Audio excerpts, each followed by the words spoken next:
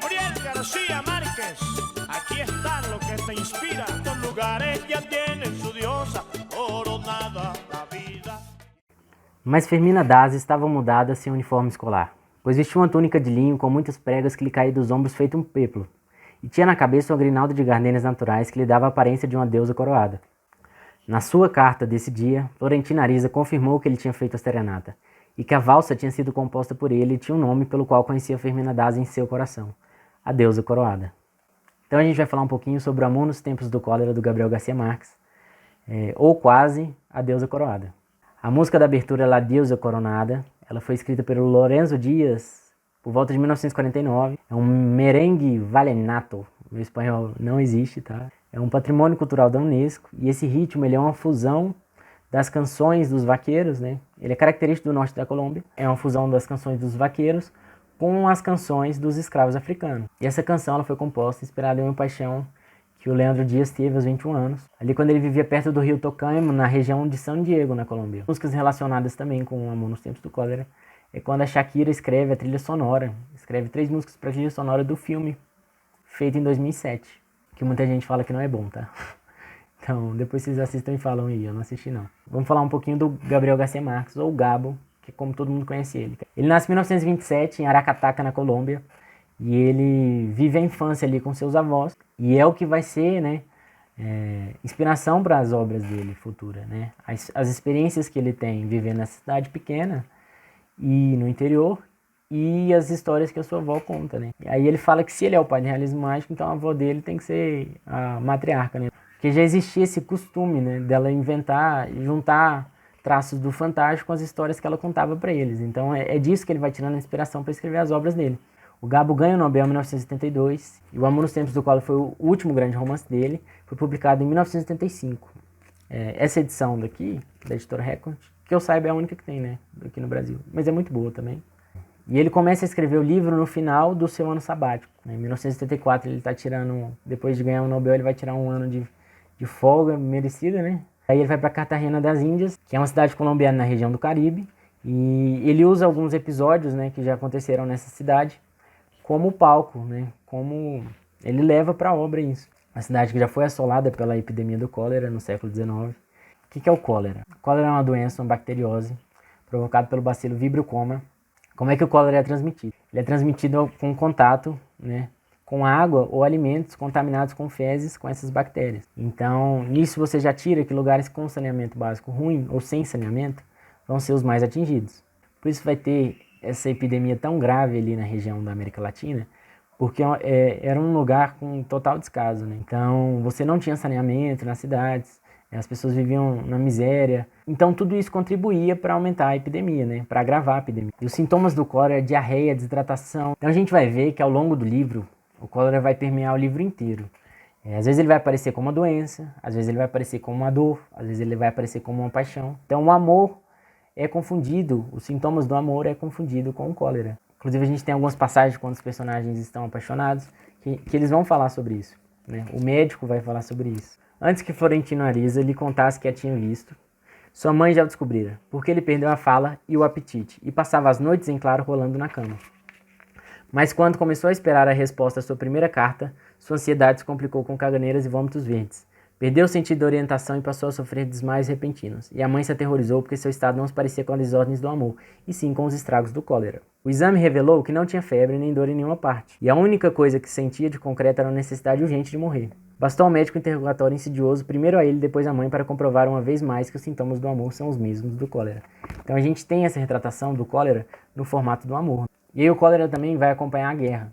Você tem que entender que o cenário da Colômbia, principalmente da América Latina, no geral, né, nessa época, são muitas guerras civis, governos ditatoriais. Então a gente tem guerras civis acontecendo, tem os liberais contra os conservadores. E aí às vezes os personagens vão ver corpos boiando, assim, vilas desoladas, e vai perguntar, o que aconteceu? Aí um comandante vai falar assim, não, foi o cólera. E aí eles fazem as observações, mas engraçado que todos os mortos do cólera têm uma marca de tiro na nuca. Então a gente vê que não é bem assim, né? Não é o que está acontecendo. Então a gente vê que a guerra utilizava do cólera como uma desculpa para chacinas, né? Como um abafamento. Então o livro ele é inspirado na história dos pais do Gabriel Garcia Marques, que é o Gabriel Elígio Garcia e a Luísa Marques, que que o pai dele, o Gabriel, era um jovem telegrafista e a mãe dele era filha de um coronel. E o coronel não aceita esse amor e bota ela para viajar e leva ela para o interior do país para ela esquecer da paixão dela. Só que o Gabriel não desiste e monta toda uma rede de comunicações com os amigos dele telegrafistas para continuar a ter contato com ela onde quer que ela esteja.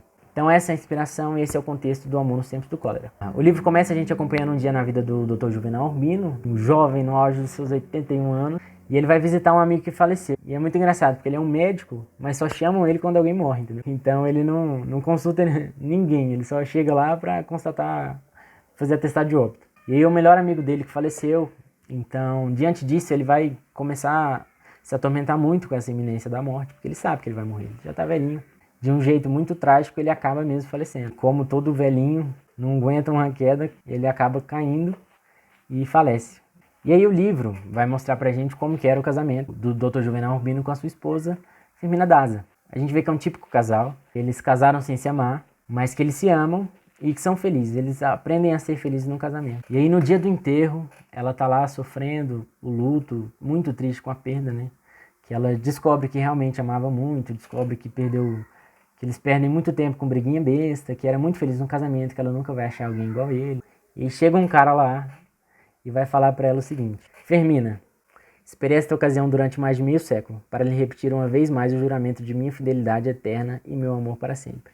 E a gente vai ficar sabendo que esse cara era o Florentino Ariza. Florentino Ariza, ele espera por ela 51 anos, 9 meses e 4 dias. Mas é lógico que na ocasião que ele escolhe para se declarar, ela expulsa ele, fala que não quer ver ele, que espera que ele morra logo. Só que a gente vai acompanhar por que isso, né? O que aconteceu? Como é que o cara chega e se declara do nada pra mulher?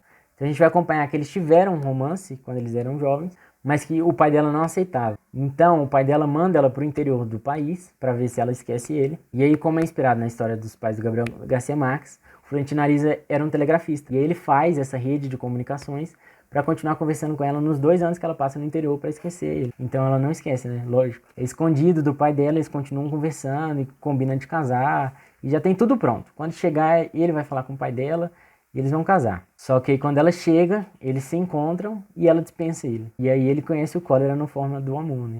Então a gente vai ver que a partir desse dia, a vida do Florentino vai girar em torno de preparar um dia a volta da Firmina Daza. Então ele vai viver esperando que um dia eles voltem e se casem. Então ele reforma a casa da mãe dele, planeja o casamento, os móveis que vai comprar, estuda ela nem dando moral pra ele. E aí um dia ela fica doente e o Dr. Juvenal vai lá cuidar dela e se apaixona por ela.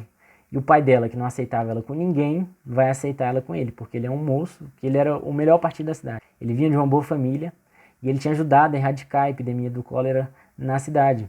Porque o pai dele era médico, o pai dele sofreu a epidemia do cólera nessa cidade. Então o pai dele tentava ajudar, mas não tinha muita informação e acaba morrendo do cólera. Então quando ele vira médico, ele se dedica a estudar a sanitização. Então ele vai para Paris, estuda, volta e aplica essas medidas de sanitização lá na cidade. Constrói saneamento, mostra para as pessoas que elas têm que ter as mínimas condições de higiene, enfim. E aí ele vai erradicar o cólera na cidade. Então ele fica super, né, ele é o melhor partido da cidade. Além que ele tem dinheiro, boa família, bonito, ele era tudo de bom. Mas a Firmina Daza não queria de jeito nenhum ele. E aí depois de tanto o pai dela falar com ela e forçar praticamente, né, ficar botando pressão para ela casar, aí acaba que ela aceita se casar com ele. A gente vê, como a gente viu no início, né, eles aprendem a se amar, aprendem a viver juntos.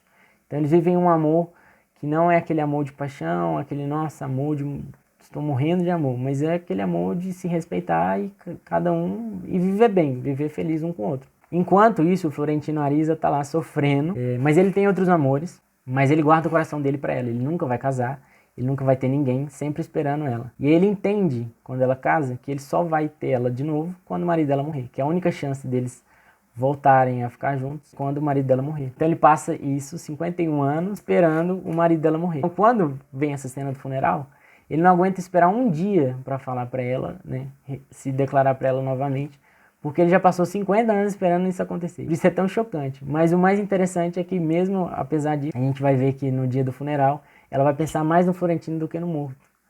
E aí a gente vai acompanhando essa tentativa do Florentino de reconquistar ela. Então, como deu pra ver, o livro retrata o amor de muitas maneiras, né? Então a gente tem um amor devasso, né? Um amor do casamento, um amor platônico, um amor tóxico, né? Que esse é um amor que machuca, não correspondido. A gente tem muitos personagens que têm vários amores não correspondidos. A gente tem pessoas que se apaixonam pelo Florentino e ele não pode corresponder, né? Porque a vida dele tá pautada num amor também que é não correspondido, que é o amor pela Firmina Daza. Então, esse livro não é um romance bonitinho, não é um romance, nossa, que fofo, amor. Não, a gente vai ter um amor bem realista, um amor difícil, um amor com muitas barreiras, com muitos obstáculos, um amor que machuca, mas as descrições do amor são as melhores de todas. As definições que o Gabo bota, é impossível não se apaixonar pela escrita, mesmo sendo um amor. Justamente por ser um amor muito real, as descrições dele são muito certeiras, muito só ele mesmo para fazer. Então é isso, o livro é incrível, incrível, incrível. Eu recomendo você ler primeiro O Amor nos Tempos do Cólera para depois ler Oceano de Solidão, porque Oceano de Solidão é um realismo mágico e aqui é um realismo. Então você vai ler esse livro, você vai se apaixonar na escrita dele, porque é uma escrita muito bonita, muito poética. E aí depois que você ler esse livro, você lê Oceano de Solidão, você vai se apaixonar mais ainda pela escrita dele. Então eu acho que o impacto é maior se você fizer essa ordem de leitura. Você pode ler do jeito que você achar melhor, mas é o que eu recomendo. Eu não fiz isso, mas eu queria ter feito. E é isso, então, muito obrigado. Se inscreve no canal, deixa o seu like, compartilha com os amigos e logo mais tem vídeo novo. Muito obrigado. Tchau. Gabriel García Márquez, aquí está lo que te inspira.